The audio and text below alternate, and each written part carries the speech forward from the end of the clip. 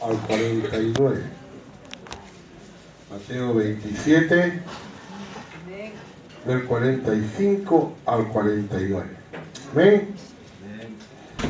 Dice: y desde la hora sexta hubo tinieblas sobre toda la tierra hasta la hora novena. Cerca de la hora novena, Jesús clamó a gran voz diciendo: Elí, Elí, lama sabactani. Esto es: Dios mío, ¿por qué me has desamparado? Algunos de los que estaban allí decían al oírlo: a Elías llama este.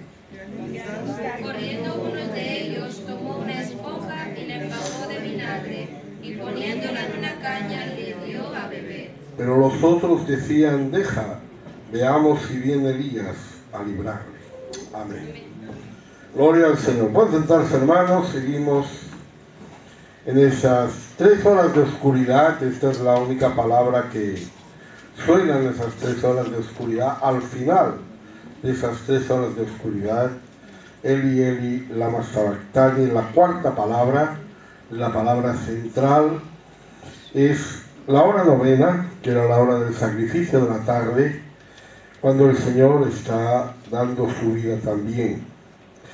Decíamos que clamó porque era hombre y podía sentir esa agonía, y se siente desamparado al cargar con el pecado del mundo.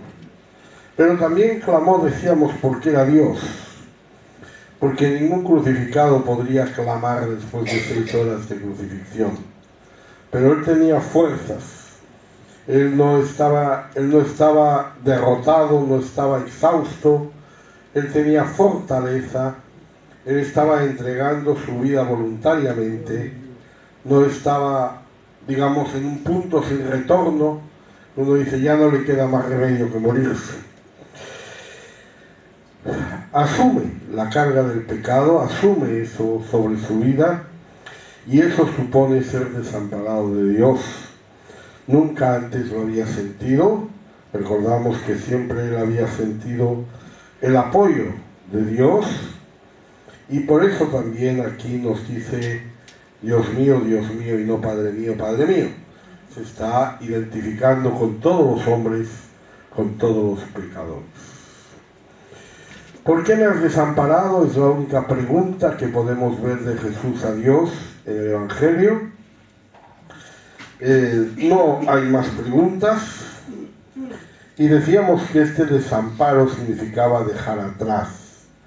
Es decir, lo que significa esa palabra no es como algunos puedan pensar de que Dios se desentendió de él, sino que en esas 3 horas de oscuridad Dios no estuvo apoyando, no estuvo, digamos, sosteniendo. Vimos que, por ejemplo, en el bautismo el Señor oyó una voz, que después de las tentaciones vinieron ángeles a servirle. En la transfiguración Moisés y Elías hablaban de su partida, y también se oyó ahí la voz de Dios. Que en Getsemaní vinieron ángeles a fortalecerle. Pero en estas 3 horas de oscuridad no hubo nada. 3 horas sufriendo por el pecado, sin ningún, vamos a decir, bálsamo que pudiera haber en su vida. Es él permitiendo que el pecado caiga sobre él en sus más graves consecuencias. Es él permitiendo que la ira de Dios caiga sobre él en sus consecuencias. Por primera vez Jesús siente el pecado, porque él nunca pecó, nunca sintió lo que era pecar, nunca supo lo que era pecar, y es la primera vez que siente también el desamparo del pecador. No hay aquí ninguna voz, no hay ningún ángel. Recordamos que cuando Abraham fue a ofrecer a su hijo, hubo un ángel que le detuvo la mano. Aquí nadie detiene la mano, y él se queda desamparado. Hoy vamos a hablar de esto, vamos a hablar de algo muy importante. ¿Por qué? ¿Por qué me has desamparado? ¿Por qué? En todo pecado tiene dos aspectos. Nosotros normalmente solo miramos uno de ellos, pero Santiago nos habla de dos aspectos del pecado. Primero tiene un aspecto físico, que es lo que decimos sucumbir a lo que Dios ha prohibido, hacer lo que Dios ha prohibido. En Santiago 1, 14 y 15. Sino que cada uno es tentado cuando de su propia concupiscencia es atraído y seducido. Entonces la concupiscencia, después que ha concebido, da a luz el pecado, y el pecado, siendo consumado, da a luz la muerte. Amén. Aquí tenemos una serie de cosas que no es otra cosa que la cuestión física del pecado. Es decir, pecamos, cometemos el pecado. ¿Por qué? Porque nuestra propia concupiscencia. El pecado no viene del diablo. No es el diablo quien le tienta a pecar, es su propia concupiscencia. De su propia concupiscencia es atraído y es seducido. Y ahí cae. ¿Cuál es esa concupiscencia, esa maldad que hay en nosotros? Mateo 15, 19.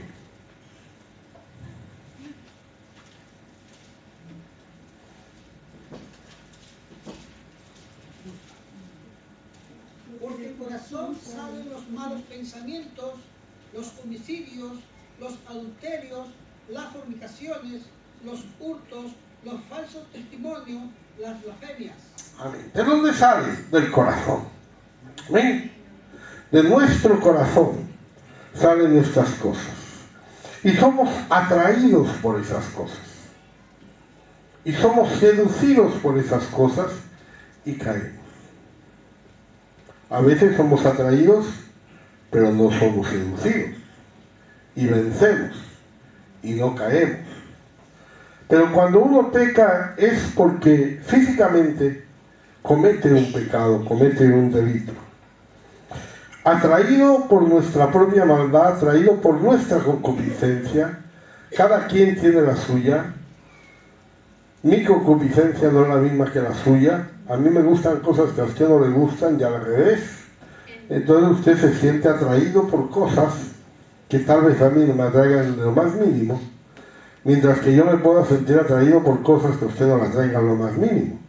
Mi propia concupiscencia es la que me atrae y es la que me lleva al pecado.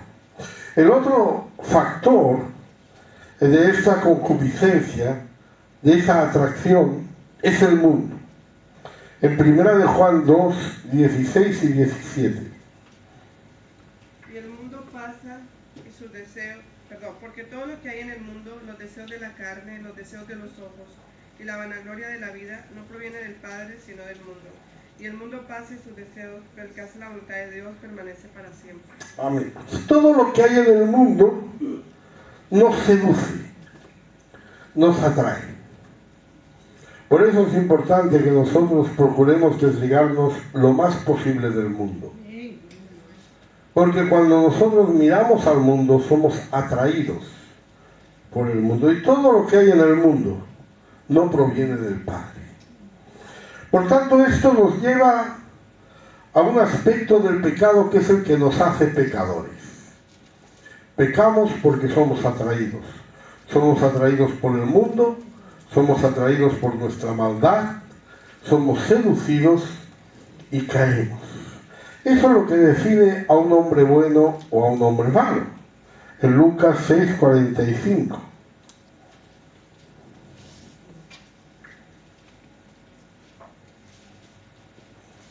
El hombre bueno del buen tesoro de su corazón saca lo bueno, y el hombre malo del mal tesoro de su corazón saca lo malo, porque de la abundancia del corazón habla la boca.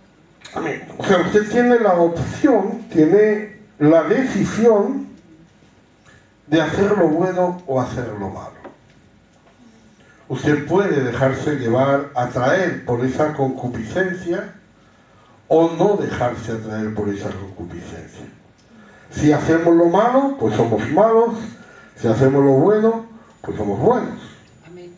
El hombre bueno saca lo bueno, el hombre malo saca lo malo. De esa manera nosotros llegamos a pecar. Es un pecado físico, es una consecuencia física de estas cosas. Jesús no sucumbió nunca a eso. En Hebreos 4:15.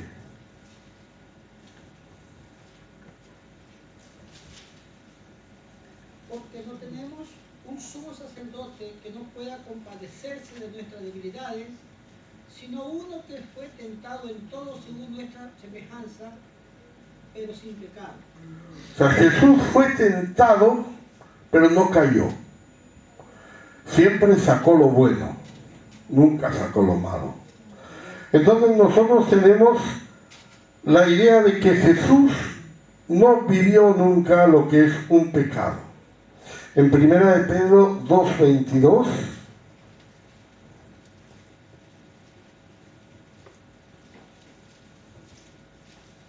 el cual no hizo pecado, ni se halló engaño en su boca. no hizo pecado. También en 1 de Juan 3:5.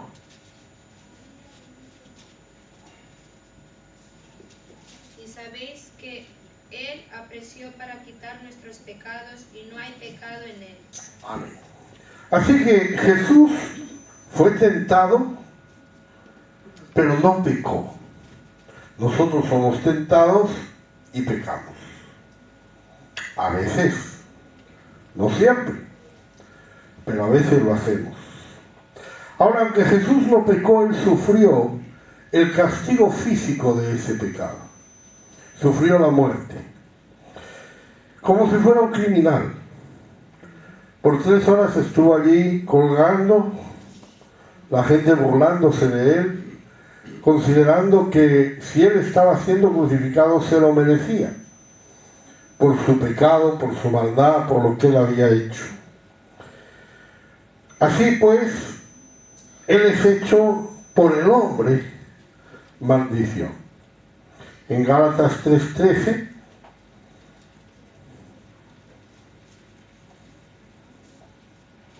Cristo nos redimió de la maldición de la ley, hecho por nosotros maldición, porque está escrito, maldito todo el que es colgado en un madero. hecho por nosotros, hecho por nosotros maldición. No fue Dios quien le hizo maldición, fuimos nosotros quienes le colgamos de ese madero. Y ese es el aspecto físico. Si usted dice he pecado, usted es digno de muerte porque ha pecado, etc., estamos hablando de un aspecto físico. Pero hay un aspecto espiritual del pecado. Ese es más difícil, digamos, de dominar. El pecado básicamente es el rechazo a Dios. Es el rechazo a la ley de Dios. Es decir, nos separamos de Dios para poder pecar. Si usted no se separa de Dios, no puede pecar. Si tiene el Espíritu Santo y usted se deja guiar por el Espíritu Santo, usted no va a pecar. Si usted quiere pecar, si usted va a pecar en su vida, usted lo que hace es renunciar al Espíritu Santo que ha recibido. Renunciar a Dios. Este aspecto es el que Santiago nos habla en Santiago 4:4.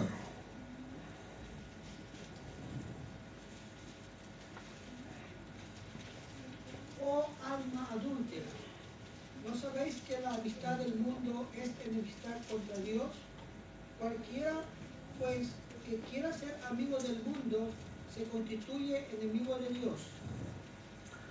Enemigo de Dios. No nos sentimos así, qué duda cabe que no. Como muchos nos sentimos mal por pecar, pero no nos sentimos enemigos de Dios por pecar, pero lo somos. Al pecar nos constituimos en enemigos de Dios. Es decir, nos alejamos de Dios. Le decimos a Dios, ahora no mires, ahora no tengas en cuenta lo que voy a hacer. Ahora voy a hacer lo que yo quiero y no lo que tú quieres. Y no es un aspecto consciente, sino que es un aspecto espiritual. Es un aspecto moral. En Lucas 11:23.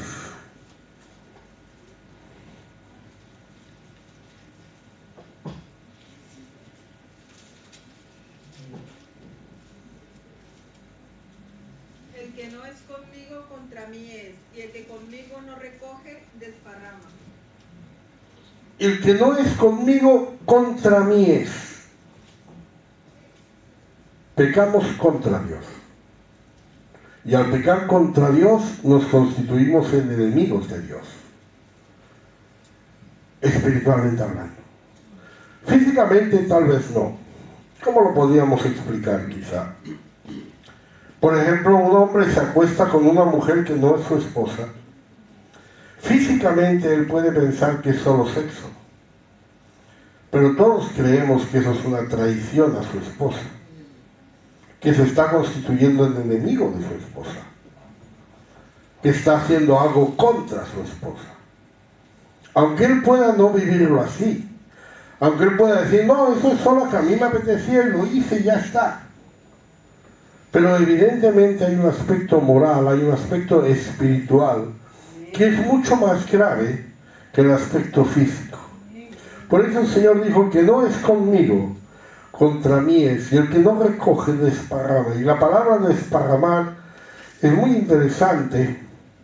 Es la palabra escorpizo, de donde viene escorpión, por lo de penetrar, por lo de infundir veneno. Es decir, se traduce por desamparar, por esparcir. La idea es desperdiciar en todas direcciones. Es decir, algo que nosotros desparramamos es algo que se va sin control en todas direcciones. En Juan 10:12.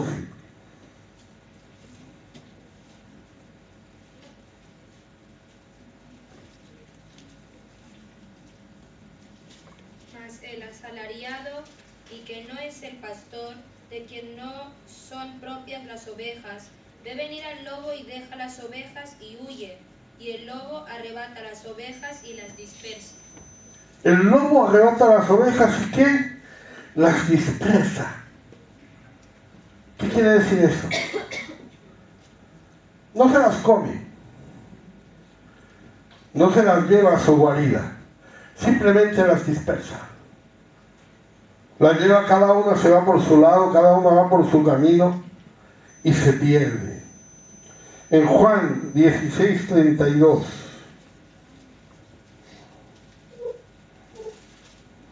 He aquí la hora viene y ha venido ya, en que seréis esparcidos cada uno por su lado, y me dejaréis solo, mas no estoy solo porque el Padre está conmigo. Seréis esparcidos, cada uno por su lado. Aquí no importa hacia dónde sea, porque lo importante es que no estamos en la voluntad de Dios. Cuando pecamos, da igual qué clase de pecado cometamos. Lo importante es que no estamos en la voluntad de Dios. Y eso es lo que hace que tengamos el problema espiritual. En 2 Corintios 9:9.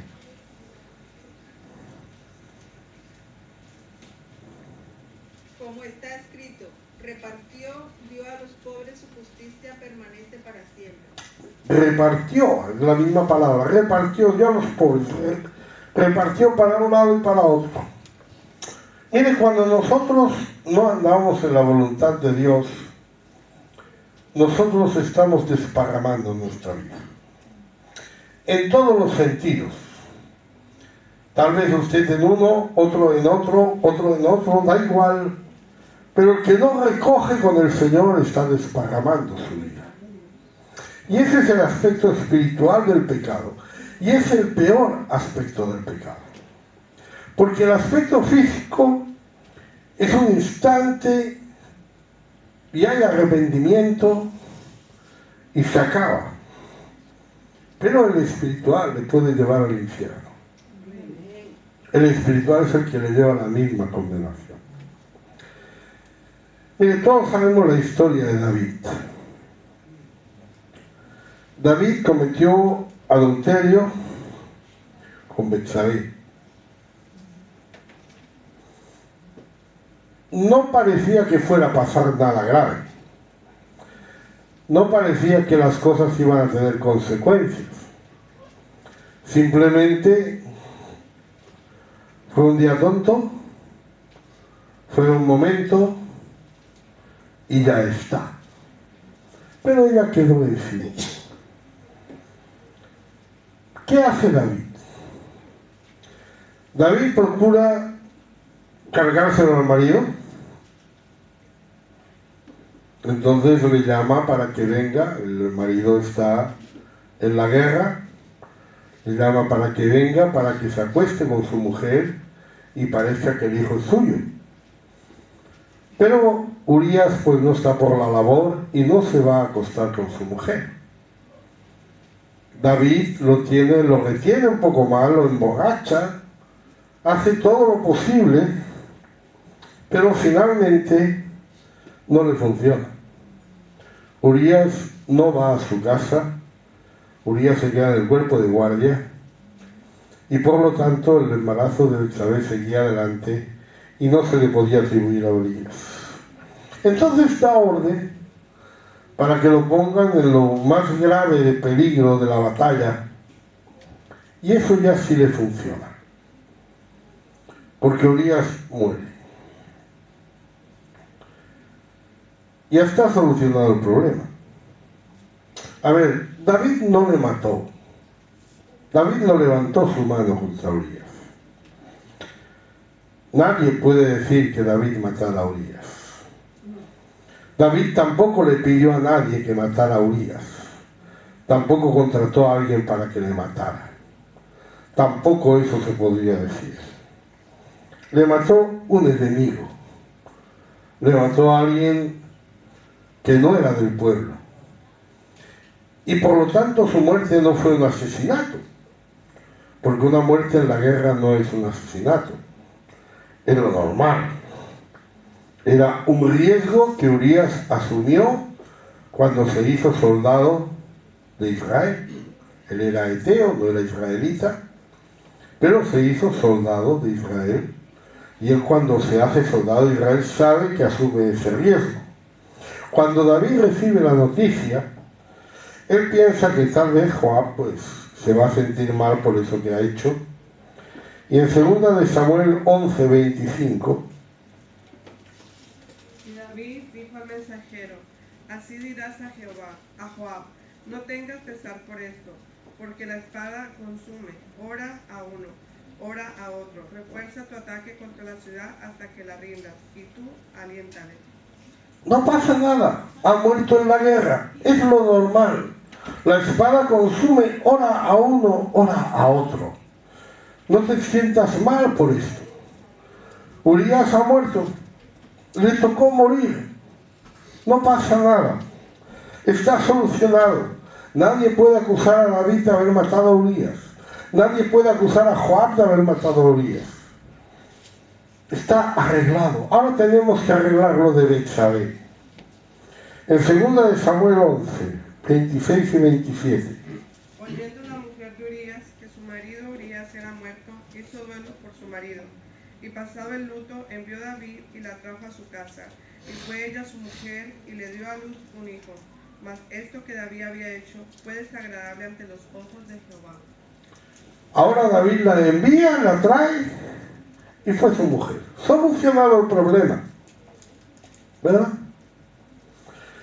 Ahora Betsabé tendrá su hijo, será hijo de David y de ella, sin ningún problema. Se soluciona con un matrimonio. Nadie puede acusar a Betsabé ni a David de adulterio. Está todo bien. A partir de aquí, pues son un matrimonio bendecido por Dios. Ellos serán los padres de Salomón. Ellos serán los padres de los reyes de Israel. Pero había un aspecto espiritual que no había solucionado. Porque el matrimonio no soluciona la fornicación. hay un aspecto espiritual que hay que aclarar. La boda no lo soluciona. El pecado debe ser castigado si no hay arrepentimiento. Y ahí llega Natán, segunda de Samuel 12:9. ¿Por qué pues tuviste en poco la palabra de Jehová, haciendo lo malo delante de sus ojos? A Urías Heteo heriste a espada, y tomaste por mujer a su mujer, y a él lo mataste con la espada de los hijos de Amón. Mire la acusación de Natán. Tuviste en poco la palabra de Jehová. Y eso no se soluciona con un matrimonio. Eso no se soluciona con una muerte. Eso no se soluciona sino con el arrepentimiento. Entonces está diciéndole, a Urías Heteo heriste y tomaste por mujer a su mujer. Le reprocha el matrimonio, no el adulterio. Tomaste por mujer a su mujer. Y dice a su mujer, no dice a su viuda. Dice a su mujer. Nos damos cuenta que la fornicación no se soluciona con el matrimonio porque hay un aspecto espiritual. El pecado tiene un aspecto espiritual que hay que solucionarlo. No lo podemos pasar por alto. Y físicamente ya lo tenemos todo claro. Ya lo tenemos todo, digamos, bien ordenado. Y David y Betsabé son un matrimonio y están bien. Y nadie puede decir nada de ellos. Pero había un aspecto matrimonio. El matrimonio acalla a los hombres, pero solo el arrepentimiento puede acallar a Dios. Matrimonio acalla a la sociedad. No podemos decir nada. Está bien. Se ha hecho lo correcto. Pero David se tiene que arrepentir. Y por eso que viene Natán ahí a señalarle su pecado. Y David se arrepiente. Salmo 51, del 2 al 4. Lávame más y más de mi maldad y límpiame de mi pecado, porque yo reconozco mis rebeliones y mi pecado está siempre delante de mí. Contra ti solo he pecado y he hecho lo malo delante de tus ojos, para que seas reconocido justo en tu palabra y tenido por puro en tu juicio. David se está arrepintiendo. Nosotros podemos cantar esas palabras, pero no las vivimos. Cuando usted lee el Salmo 51, usted ve la angustia que tuvo David. Y nosotros de eso hemos hecho una canción. Y la cantamos. Pero no es verdad. No es así como nos sentimos. No nos sentimos como se sentía David. Él está hablando de mi maldad. Está hablando de mi pecado. Está hablando de mis rebeliones. Y le dice, contra ti solo he pecado. Porque el pecado es contra Dios. El que no es conmigo es contra mí, para que seas tenido por justo.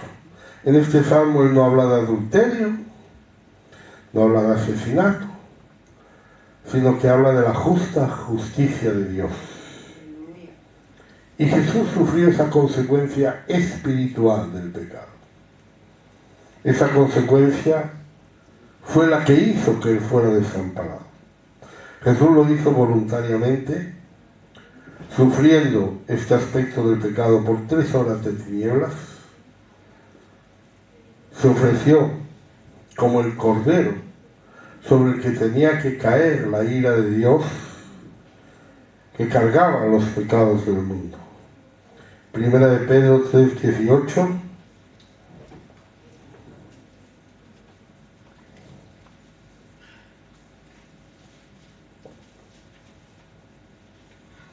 Porque también Cristo padeció una sola vez por los pecados, el justo por los injustos, para llevarnos a Dios, siendo a la verdad muerto en la carne, pero vivificado en espíritu. Amén. El justo por los injustos, para llevarnos a Dios. Lo que el Señor está cargando no es el adulterio, no es el asesinato, es mi pecado, es mi rebelión, es mi maldad.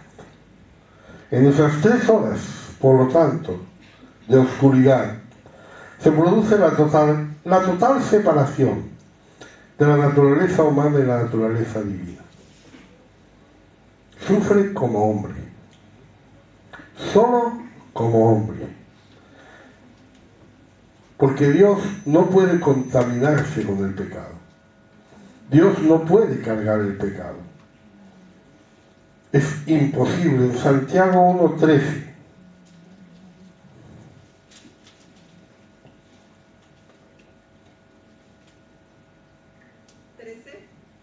sí. Cuando alguno es tentado, no diga que es tentado de parte de Dios, porque Dios no puede ser tentado por el mal, ni Él tienta a nadie.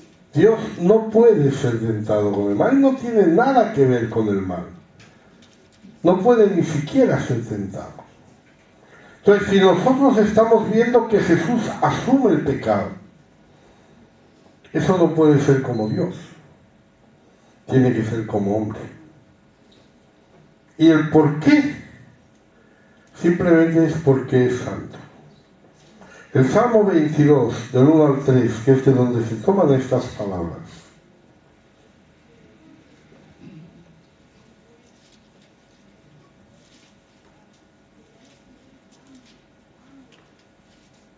Dios mío, ¿por qué me has desamparado? ¿Por qué estás tan lejos de mi salvación y de las palabras de mi clamor? Dios mío, clamo de día y no respondes, y de noche y no hay para mí reposo. Pero tú eres santo, tú que habitas entre las alabanzas de Israel. ¿Por qué me has desamparado? ¿Por qué estás tan lejos de mi salvación? Pero después dice, pero tú eres santo. Amén, amén. Tú eres santo. Amén. Si estoy pecando no puedo estar en la presencia de Dios. Si hay pecado no puedo estar delante de Dios. Pero no es que no pueda estar delante de Dios y pueda irme a mi casa. Es que me estoy colocando contra Dios. Me estoy constituyendo en enemigo de Dios. La santidad de Dios es inherente en Él. Es el único atributo de Dios que proclaman los ángeles. En Isaías 6:3.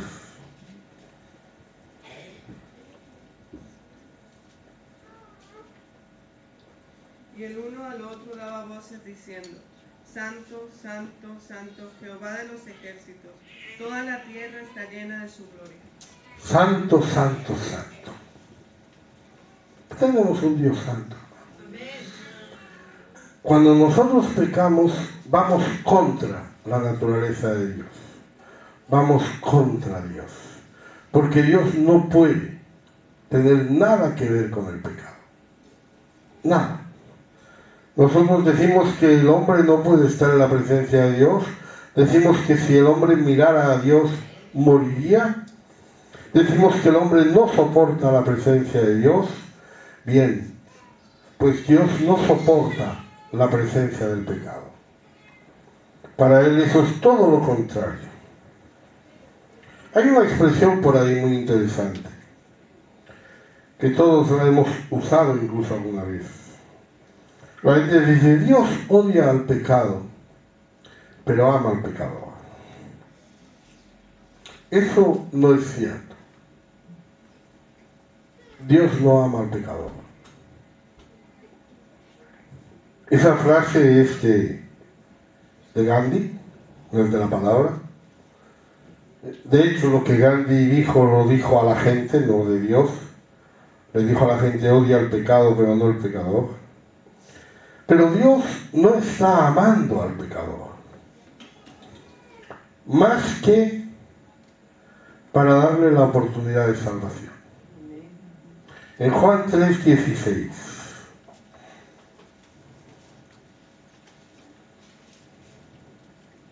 Porque de tal manera amó Dios al mundo que ha dado a su Hijo unigénito, para que todo aquel que en Él cree no se pierda, mas tenga vida eterna. De tal manera amó. Está en pasado, ¿verdad? Es algo que ya sucedió. que ya ha sido hecho.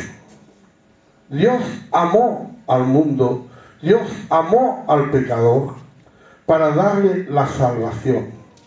Pero Dios no ama al pecador, porque el pecador es lo contrario a él. Es como cuando dice que en el principio creó Dios los cielos y la tierra. Hoy Dios no está creando los cielos y la tierra, ya están creados. Lo único que hace Dios es sostenerlo. Y lo único que hace Dios ahora es sostener ese amor para que el pecador pueda ser salvo. Pero si el pecador no se arrepiente, si el pecador no es salvo, entonces él no puede decir que Dios le ama. En la cruz es donde vemos el amor de Dios, no en ningún otro lugar. En Romanos 5, 6 a 9.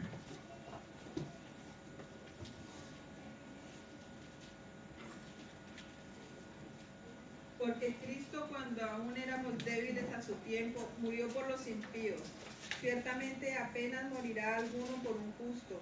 Con todo pudiera ser que alguno osara morir por el bueno. Mas Dios muestra su amor para con nosotros, en que siendo aún pecadores, Cristo murió por nosotros. Pues mucho más, estando ya justificados en su sangre, por él seremos salvos de la ira. A su tiempo murió por los impíos. Dios muestra su amor para con nosotros. ¿Cómo lo muestra? Dándonos salvación. Muriendo por nosotros. Ahí es donde nosotros vemos el amor de Dios. Y desde luego, Dios quiere que todos los hombres sean salvos. Y en ese sentido podemos decir que Dios le ama.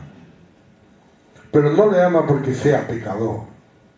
Le ama porque usted pueda ser salvo. ¿Cómo ve Dios a los pecadores? Levítico 20, 23.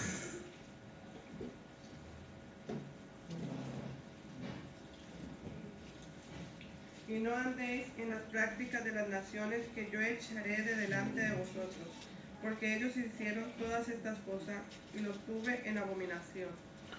Los tuve en abominación. No los amó. Los tuvo en abominación.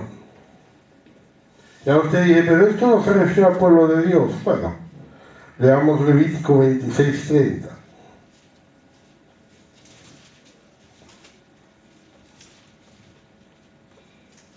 Destruiré vuestros lugares altos y derribaré vuestras imágenes y pondré vuestros cuerpos muertos sobre los cuerpos muertos de vuestros ídolos y mi alma os abominará. Mi alma os abominará. En Salmo 5, 4 a 6.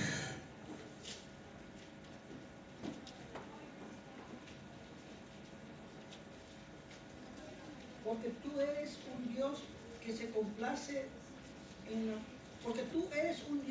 que se complace en la maldad, en lo malo no habitará justo ante ti.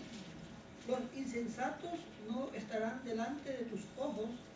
Aborrecer a todo el que hace iniquidad y destruirá a los que hablan mentira, al hombre sanguinario y engañador abominará Jehová. Amén. Son palabras duras, hermano, pero nos tienen que llevar a la santidad, hermano. No es solamente que yo hago algo mal, es que eso hace que esté contra Dios. Me constituye enemigo de Dios. Y Dios abomina esas cosas. En el Salmo 11:5.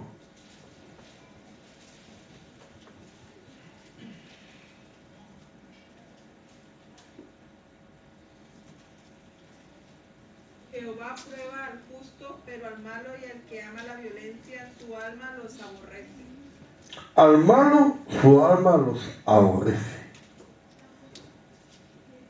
Su heredad es aborrecida. Salmo 106:40.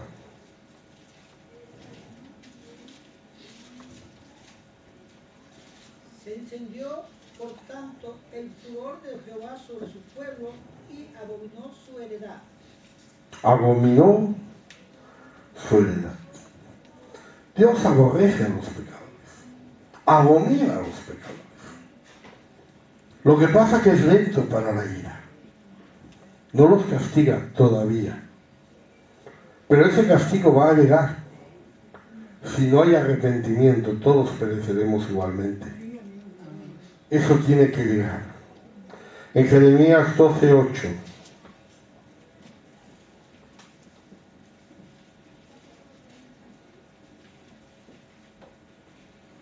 Mi heredad fue para mí como león en la selva, contra mí dio su rugido, por tanto la aborrecí. La aborrecí. No estamos hablando del juicio de Dios, que cayó sobre Israel y que caerá sobre los pecadores. Por eso no podemos decir que Él los ame. Incluso puede dejar de amar. En Oseas 9:15.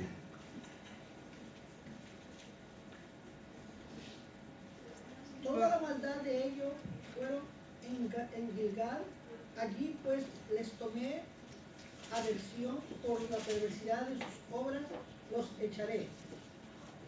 De mi casa no los amaré más, todos sus príncipes son desleales. Les tomé adversión por la perversidad de sus obras, los echaré de mi casa, no los amaré más. Estamos hablando de la parte espiritual del pecado.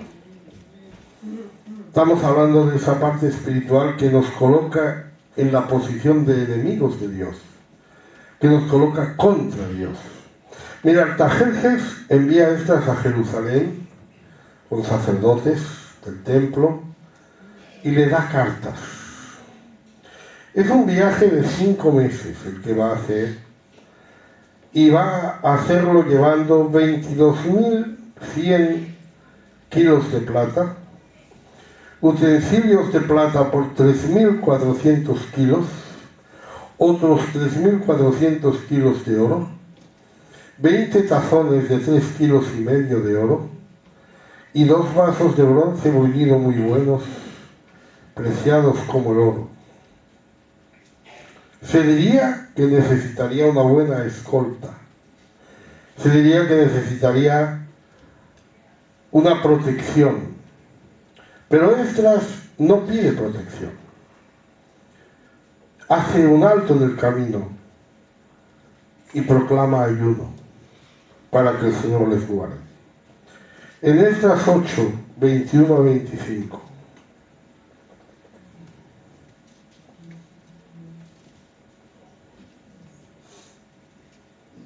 Y publiqué ayuno allí junto al río Ahava para afligirnos delante de nuestro Dios, para solicitar de él camino derecho para nosotros y para nuestros niños y para todos nuestros bienes. Porque tuve vergüenza de pedir al rey tropa y gente de a caballo que nos defendiese del enemigo en el camino, porque habíamos hablado al rey diciendo: la mano de nuestro Dios es para bien sobre todos los que le buscan, mas su poder y su furor contra todos los que le abandonan. Ayunamos pues y pedimos a nuestro Dios sobre esto, y él nos fue propicio. Esdras dice: tuve vergüenza de pedir al rey tropa y gente de a caballo que nos defendiesen del enemigo, porque yo había dicho y había testificado que Dios es el que nos protege. Dios es el que me guarda. Más le dice: su poder y su furor contra todos los que le abandonan. Bueno, nosotros debemos amar a nuestros enemigos. Dios no. Nosotros debemos amar a los enemigos porque nuestra ira no sería justa.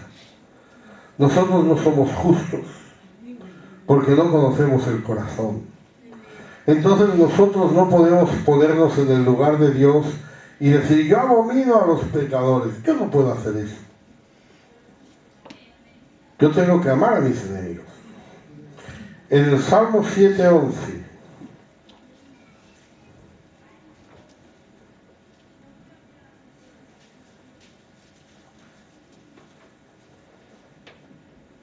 Por tanto no refrenaré mi boca.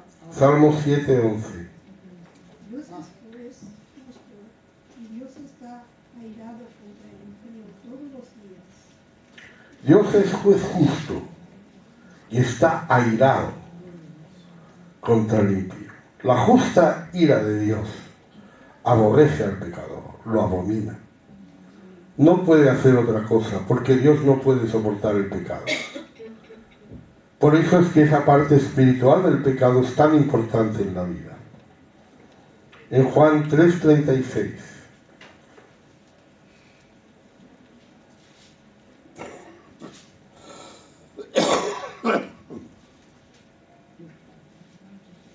El que cree en el Hijo tiene vida eterna, pero el que rehúsa creer en el Hijo no verá la vida, sino que la ira de Dios está sobre él. La ira de Dios está sobre él. Esto es serio, hermano.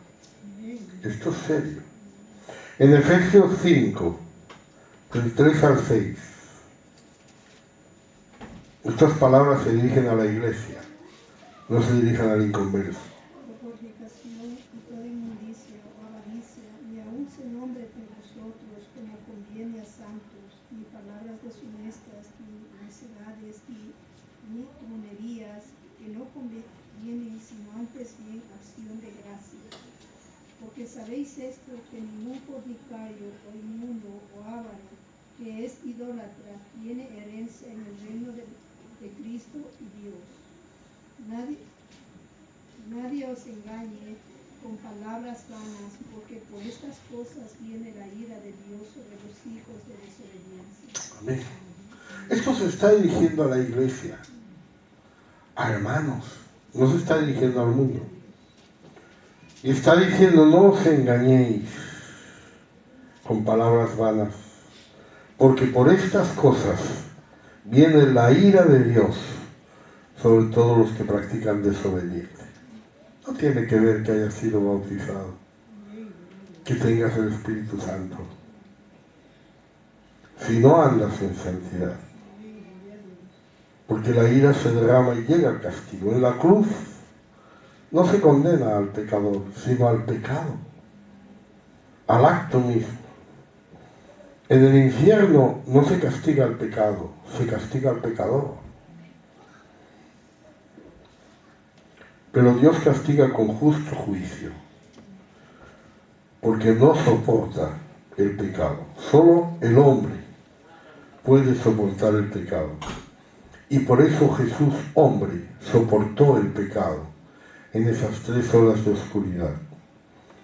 Y Él se hace pecador. Romanos 8:3.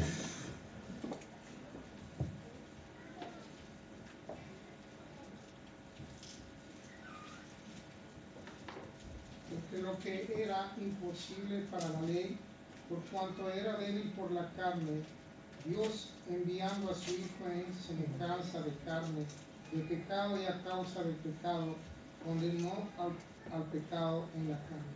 Dios envía a su Hijo en semejanza de carne de pecado para condenar el pecado en la carne. El hombre soporta el pecado. El hombre peca. Dios no puede pecar, ni puede soportar el pecado.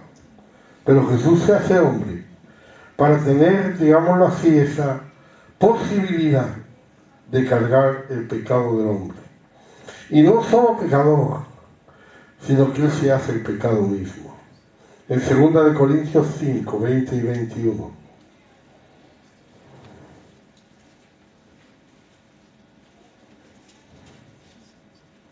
Así que somos embajadores en nombre de Cristo, como si Dios rogase por medio de nosotros. O rogamos en nombre de Cristo, reconciliados con Dios.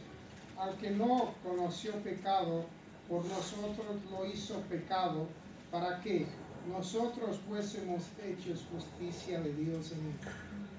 No solo se hizo pecador, no solo cargó ese pecadito, sino que Él cargó el pecado. Se hizo pecado. Por eso es el amor de Dios manifestado, cargando el pecado. En Isaías 53:6.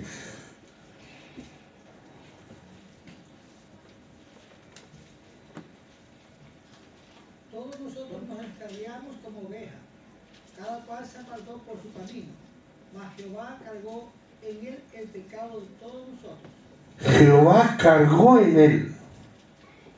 Fíjense, Dios cargó en él. Nosotros le hicimos maldito, pero Dios cargó en él el pecado en todos nosotros. ¿Por qué estamos haciendo esa separación? Porque ese él solo se puede referir a la humanidad, no se puede referir a la divinidad, porque la divinidad no soporta el pecado, no puede tener nada que ver con el pecado. Así que la ira de Dios se manifiesta ahora sobre Jesús. Él es herido, Él es molido, Él es castigado, Él es llagado por el pecado. En Isaías 53:5. Mas el herido fue por nuestras rebeliones, molido por nuestros pecados. El castigo de nuestra paz fue sobre él, y por su llaga fuimos nosotros curados. Amén. Y esto tiene que ver con ese aspecto espiritual del pecado, no con el aspecto físico, no con el pecado puntual, sino con el aspecto espiritual. Hay una reconciliación con Dios porque el pecado es quitado de en medio. Y el pecado es quitado de en medio porque Él lo cargó sobre Él. Así que si Él fue herido, fue molido, fue castigado y fue llagado, podemos añadir que Él también fue desamparado. Expresa lo peor de la ira de Dios que debía caer sobre el hombre, que debía caer sobre mí, pero que cae sobre él. Expresa la gravedad del pecado. No es solamente la muerte física, hay un tiempo espiritual de muerte ahí, porque la ausencia de Dios es la muerte. Eso fue lo que le pasó a Adán. A Adán le dijeron: el día que comieres morirás, pero comió y no se murió. Pero sí se murió porque perdió la comunión con Dios. Y no tener la comunión con Dios es la muerte. Entonces estamos diciendo la gravedad del pecado que nos aparta de Dios, que nos separa de Dios, pero que no nos separa un poquito, sino que nos pone contra Dios, que nos constituye enemigos de Dios. Y por eso también podemos ver la grandeza del amor de Dios, cuando Él permite que todo eso caiga sobre Él durante 3 horas de oscuridad. Todo en la cruz, todo lo que sucede en la cruz, se puede resumir en esta frase: Dios mío, ¿por qué me has desamparado? Es el momento álgido, es el momento preciso, es el momento en el que Dios carga todo el pecado sobre Jesús para que usted y yo seamos libres. El Señor ama al mundo y le salva. Si no quiere ser salvo, la ira de Dios será sobre usted, porque Dios no soporta al pecador, no puede amar al pecador, lo aborrece, lo abomina. Pero eso sí, cuando el pecador se arrepiente, entonces ahí está el Señor, con los brazos abiertos. Amén. Amén. Gloria al Señor. Gloria. Bueno, vamos a cantar.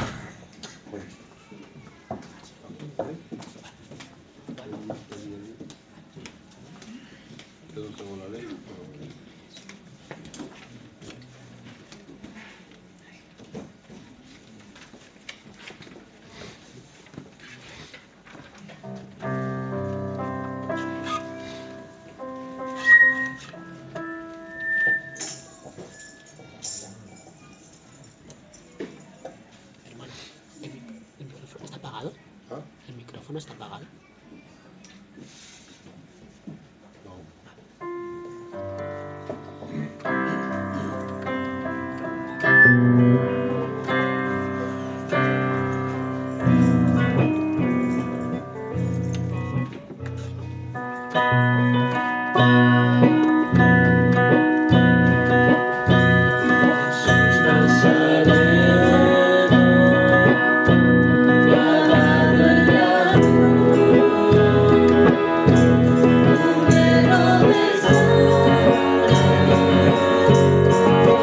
Nuestro